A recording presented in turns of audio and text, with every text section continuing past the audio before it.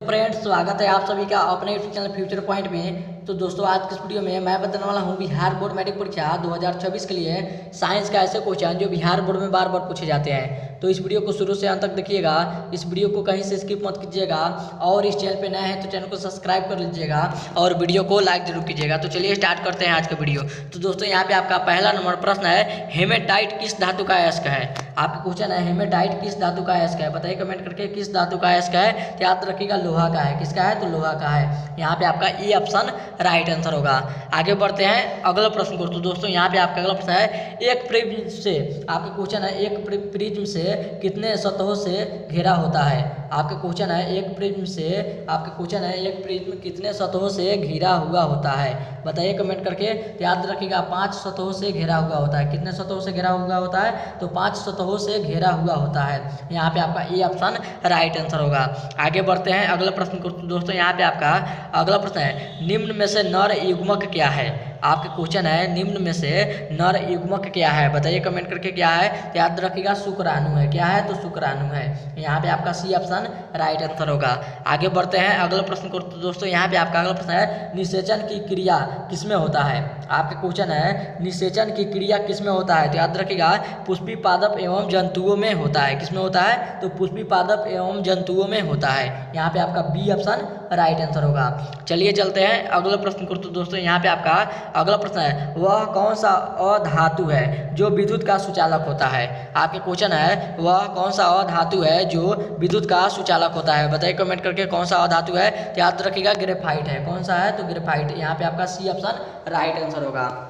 आगे बढ़ते हैं अगला प्रश्न को। तो दोस्तों, यहाँ पे आपका अगला प्रश्न है, जो कि बड़ा क्वेश्चन है, मैं इसको छोटा करता हूँ। तो दोस्तों, यहाँ पे आपका पहला क्वेश्चन, भले 6 नंबर क्वेश्चन है, जब दूर की वस्तु और नज़दीक की वस्तु दोनों स्पष्ट दिखाई न दे तो वो कौन सा दोष कहते हैं। आपका क्वेश्चन है, जब दूर की वस्तु और नज़दीक की वस्तु दोनों स्पष्ट दिखाई न दे तो उसे कौन सा दोष कहते हैं। बताइए कमेंट करके कौन सा दोष कहते हैं। तो याद रखिएगा जारा दृष्टि दोष कहते हैं। कौन सा दोष कहते हैं? तो जारा दृष्टि दोष कहते हैं। यहाँ पे आपका डी ऑप्शन राइट आंसर होगा।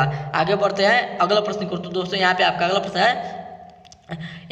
प्रश्न है, मृग मरीचिका किस कारण से बनता है। आपके क्वेश्चन है, मृग मरीचिका किस कारण से बनता है। बताइए कमेंट करके किस कारण से बनता है। तो याद रखिएगा प्रकाश के पूर्ण आंतरिक परिवर्तन के कारण बनता है। किस कारण से बनता है? तो प्रकाश के पूर्ण आंतरिक परिवर्तन के कारण बनता है। यहाँ पे आपका बी ऑप्शन राइट आंसर होगा। आगे बढ़ते हैं अगले प्रश्न को। तो दोस्तों, यहाँ पे आपका अगला प्रश्न है, निम्न में से कौन सा धातु सबसे अधिक तन्य होता है। आपके क्वेश्चन है, निम्न में से कौन सा धातु सबसे अधिक तन्य होता है। बताइए कमेंट करके कौन सा धातु है। तो याद रखिएगा सोना है। कौन सा धातु है? तो सोना है। यहाँ पे आपका ए ऑप्शन राइट आंसर होगा।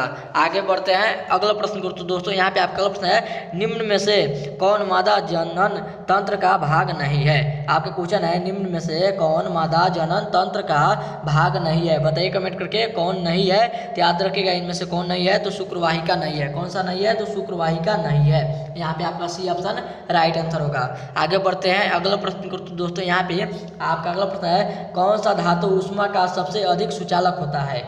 आपका क्वेश्चन है, कौन सा धातु ऊष्मा का सबसे अधिक सुचालक होता है। तो याद रखिएगा चांदी ऊष्मा का सबसे अधिक सुचालक होता है। यहाँ पे आपका बी ऑप्शन राइट आंसर होगा।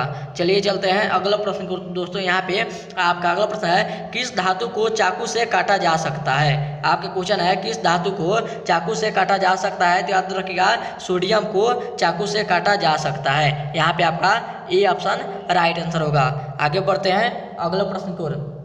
और ऐसे माना जाए तो सोडियम से भी काटा जा सकता है, पोटेशियम से भी काटा जा सकता है। तो इसलिए यहाँ पे आपका सी ऑप्शन भी राइट आंसर होगा और सोडियम से भी काटा जा सकता है। चलिए अगला प्रश्न को चलते हैं। तो दोस्तों, यहाँ पे आपका अगला प्रश्न है, जब एक ही वस्तु कई जगहों पर दिखाई पड़े तो नेत्र का कौन सा दोष कहते हैं। आपका क्वेश्चन है, जब एक ही वस्तु कई जगहों पर दिखाई पड़े तो नेत्र का कौन सा दोष कहते हैं। बताइए कमेंट करके कौन सा दोष कहते हैं। तो याद रखिएगा अबिंदुकता कहते हैं। कौन सा दोष कहते हैं? तो अबिंदुकता दोष कहते हैं। यहाँ पे आपका सी ऑप्शन राइट आंसर होगा।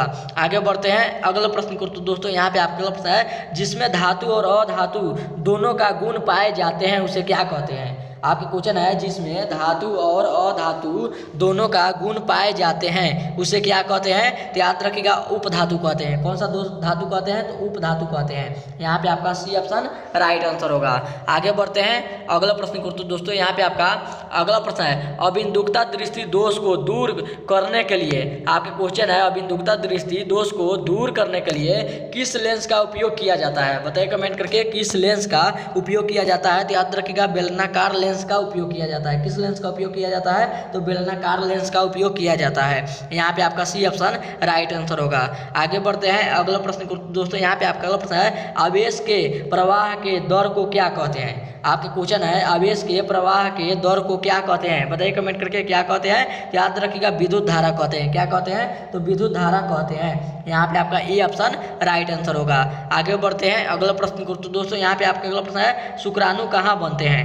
आपका क्वेश्चन है शुक्राणु कहाँ बनते हैं, तो याद रखिएगा भ्रीषण में बनते हैं। कहाँ पे बनते हैं, तो भ्रीषण में बनते हैं। यहाँ पे आपका ए ऑप्शन राइट आंसर होगा। आगे बढ़ते हैं अगला प्रश्न को। तो दोस्तों यहाँ पे आपका अगला प्रश्न है कौन अधातु होते हुए भी उसमें धात्विक चमक पाई जाती है। आपके क्वेश्चन है कौन अधातु होते हुए भी उसमें धात्विक चमक पाई जाती है। बताइए कमेंट करके कौन सा धातु होते हुए भी उसमें धात्विक चमक पाई जाती है। तो याद रखिएगा इनमें से सभी, यहाँ पे इनमें से सभी में पाई जाती है।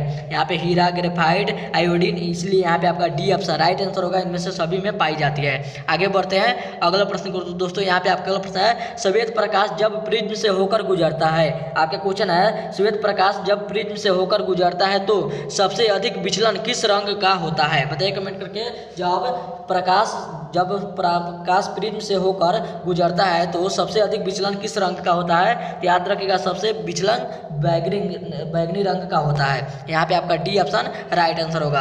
आगे बढ़ते हैं अगला प्रश्न को। तो दोस्तों यहाँ पे आपका अगला प्रश्न है विद्युत धारा स्रोतम चालक कौन सा धातु होता है। आपके क्वेश्चन है विद्युत धारा स्रोतम चालक कौन सा धातु होता है। बताइए कमेंट करके कौन सा धातु होता है। तो याद रखिएगा चांदी होता है। कौन सा धातु होता है, तो चांदी होता है। यहाँ पे आपका ए ऑप्शन राइट आंसर होगा। आगे बढ़ते हैं अगला प्रश्न को। तो दोस्तों यहाँ पे आपका अगला प्रश्न है इंद्रधनुष में सबसे अंदर कौन सा रंग दिखाई देता है। आपके क्वेश्चन है इंद्रधनुष में सबसे अंदर कौन सा रंग दिखाई देता है। तो याद रखिएगा बैगनी रंग दिखाई देता है। कौन सा रंग दिखाई देता है, तो बैगनी रंग दिखाई देता है। यहाँ पे आपका बी ऑप्शन राइट आंसर होगा। और ये था आपका वीडियो का लास्ट क्वेश्चन। अब वीडियो यहीं पे खत्म करते हैं। उम्मीद करते हैं वीडियो आप सभी को बहुत ही अच्छा लगा होगा। तो इस वीडियो में जाते जाते इस वीडियो को जरूर एक लाइक कर दीजिएगा और चैनल पर नया तो चैनल को सब्सक्राइब जरूर कीजिएगा। तब तक मिलते हैं अगला वीडियो में। तब तक bye bye, thank you for watching. मिलते हैं अगले वीडियो में।